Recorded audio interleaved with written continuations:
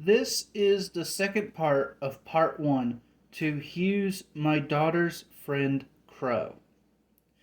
It started small at first. Small noises that could be explained. The dolls didn't get angles, I swear it wasn't minutes before. But I checked it up in the underlying sense of fear. The anxiety that is my new constant companion. Nada took to her new friend immediately. It worries us how she would spend hours talking to the thing. Something she hadn't done with a toy in years, but the threat of the old man worried us more. The first night it moved, all illusions of it being some mundane pervert with money and power were destroyed. Nada was telling us about her day off with Crow and how she showed him how to make a YouTube video. I said, and how did he like that? And before she could reply, the thing turned towards me and giving me a very subtle thumbs up. I could feel the color drain from my face. Every instinct told me to grab my daughter and call my husband and run. But then I think of the Steffersons. As the days go by, things like this become more and more common. Slight nods or winks from those plastic eyes looking over to see the thing sitting on the arm of the chair, of the couch, and Nada is more and more enamored with the toy. Kurt and myself are losing weight and sleep while trying to keep up the facade that this is being in a Disney movie instead of a Lovecraft novel. Then came the night I truly saw Crow. It was late, and I was walking to the bathroom for obvious reasons. But before I could get to the door, I feel someone behind me. "I'm gonna be 2 seconds, Kurt," I mumbled, half asleep. I feel a hand on my shoulder. The first thing I notice is that it feels like a furnace, like heat, nearly painful. I look over and I see molted black feathers, yellowed clawed nails, and thick, multi-jointed fingers. I turn I'm faced with it. With him. With Crow. It's 7 feet tall, and at first it gives the impression of a person in a mascot costume, or a fursuit if you're weird. But as my eyes adjust to the gloom, the fabric and plastic are filled. Is the best way to put it, like less like a garment and more like skin. Its proportions are similar to the doll, but it radiates a sense of wrong, a sense of something that shouldn't be in this world. A second later, it was gone, along with my ability to sleep that night. Nada was not surprised at all when I mentioned it to her. She reacted like I just mentioned that the sky was blue. But through it all, we adapt, and after a year, things become almost mundane. Nada, if anything, seems to be thriving. The kid is devouring books and documentaries, well, above her grade. I begin to think that maybe as disturbing as this all is, maybe it has one hell of a silver lining. But then we made our first mistake. "What do you mean he took it?" I wince as my tone is harsher than I intended. "I was walking home, he had 2 friends with him, and he just took it from me," Nada fires back fearless. I calm myself down, apologize, then look at Kurt. "Don't get riled up. We'll get a hold of the parents and get the toy back. It'll be fine," he says. But it wasn't fine. After a bit of Facebook creeping, we found out that the kids are at a church lock-in 2 towns over. By the time we figure this out, the event is well underway. The parents were apologetic, but had no idea where the toy was. We found ourselves a block away from the church. Nada was at home with a sitter, and my partner and I were sweating enough to fog the windows in the car. "Can't we just go in and ask? It seems a lot easier than this," I said. "This needs to be done either way, and if you were the people looking after these kids, are you going to let 2 random guys start creeping around?" Kurt replies. Taking something out of our plastic grocery bags. Why did you bring masks?" I inquire. "Dan, we're 2 gay men breaking into a church full of kids in the middle of the night, in Texas, of all places. he replied. Fair enough, I say, donning one of the itchy wool masks. We make it to the back of the church, finding the side entrance unlocked. Judging by the coffee can and the pile of discarded cigarette butts, nicotine was responsible for this lapse in security. We enter a large kitchen, and I notice nothing. But Kurt grabs my shirt and walks ahead, sniffing. His head is now on a swivel, scanning one end of the kitchen to the other. After a few steps, he bends low and takes an old wooden spoon from the counter and prods a puddle on the ground. He follows dark streaks that I can barely make out. At the end is something that makes me discard the mask and vomit into the sink.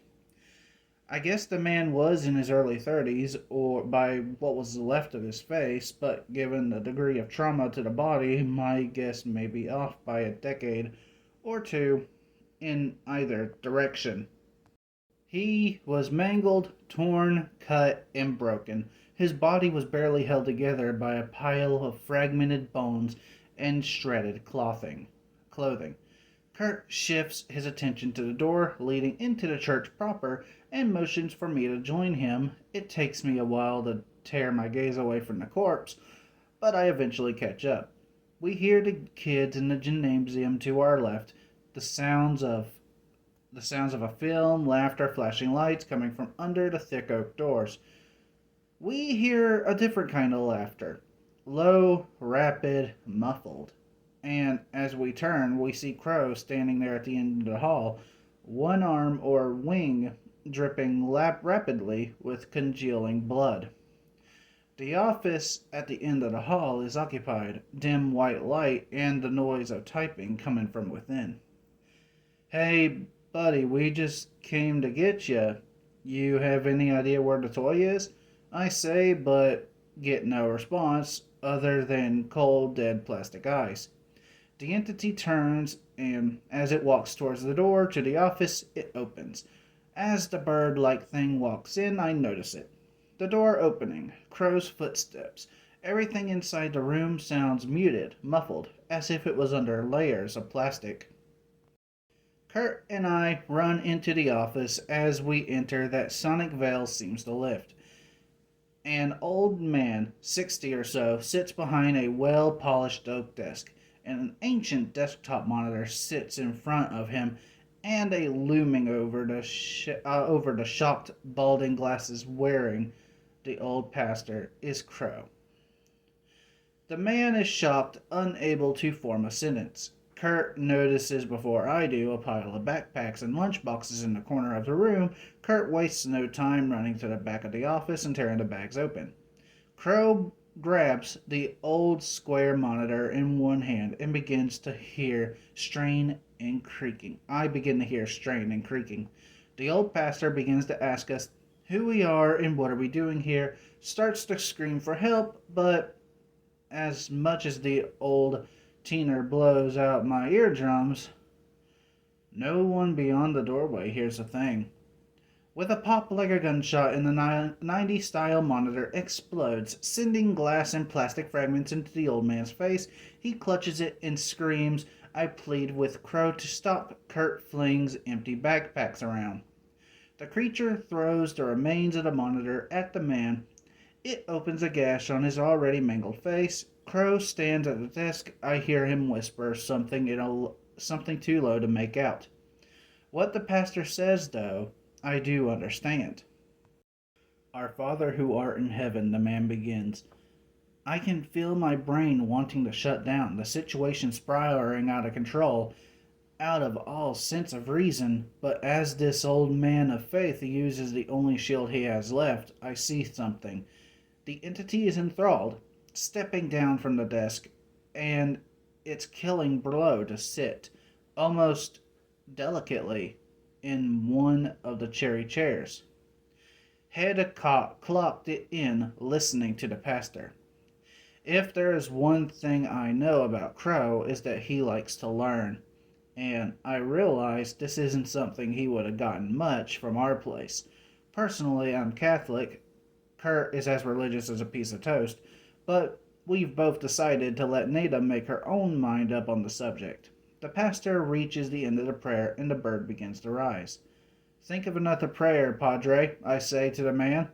Despite his wounds, has a sense to launch into another. I found it, Kurt says, holding the small round doll. The cursed thing even waves a tiny arm as if to say, I'm all right. This seems to distract Crow and looks over. The pastor stops praying as blood starts to come from his nose, mouth, glass splinters, and metal fragments slowly working their way into his face.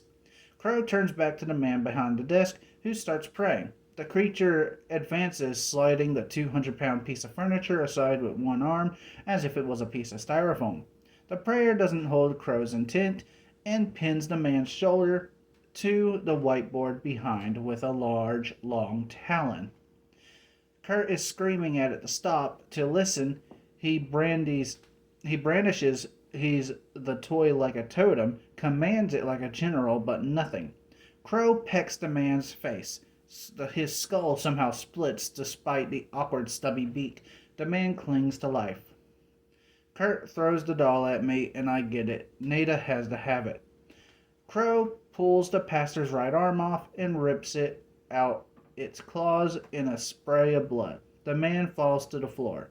I got this, Kurt says, meeting my gaze. The doll is warm, like a cup of scalding coffee, and makes small, urgent-sounding squeezing noises. Hey, buddy, so if you want to talk to God, I'm the guy to do it.